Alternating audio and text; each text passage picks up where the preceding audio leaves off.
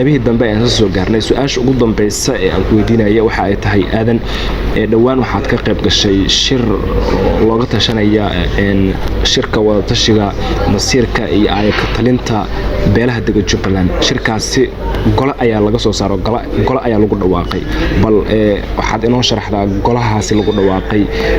muxuu ka bedeli doonaa xaaladda haatan ay ku jirto Jubbaland bismillaah horta adeer waad ku mahadsantahay su'aashaas waa su'aalaad fiican aniga horta shirri loo ka fara badan oo hoos loo shiray ayaan ka qayb galay oo talooyinkay ka dhiibtay habka arintan si nabad lagu xalin lahaayna oo fikrada ku salaysan oo fara badan waan dhiibtay kana way igu casumeen fikradahaydu waan ka dhiibtay marka horta waa midoo waxaan nabad ahayn oo dadka wada deeqda ma jirto waxaan wada qaybsi ahayn oo Jubbaland ay u baahan tahay ma jirto nidaamkan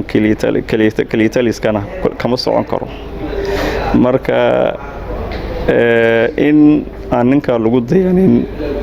oo hub la qaadanin oo arintan lagu dhameeyo hab ma aragtay diplomacy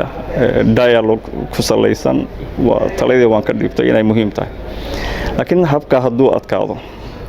maxaa la sameeyay bay dhaheen marka su'aashaas wali waa jawaabteedu way dhiman tahay oo waxaan ka dhihi lahaa waqti kale aan ka dhiganaya laakiin ilaa hadeer shirkaan ka qayb galay waxa ay ahayd talo aan ka dhiibanayo in meeshaas waxaan nabad ahayn aan maaragtay aan shaqaynaynin waxaan dialogue ahayn aan shaqaynaynin odayaasha intay dhalinyaro abaabul lahaayeen ayagana is abaabulaan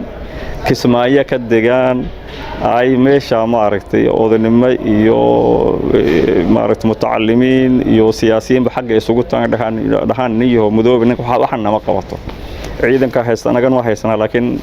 maaragtay runtii diyaar uma inuu hal qof anaga dhinto inaan halka dilna diyaar uma nahay waxaan aad wada wax sax ma hadii niyo ka tarasul waxaan aan maaragtay aan ka wada tashan kismaayo waa wada leenahay fikradan ka dhiibtay oo hadana ka dhiibana ilaa hadeer waata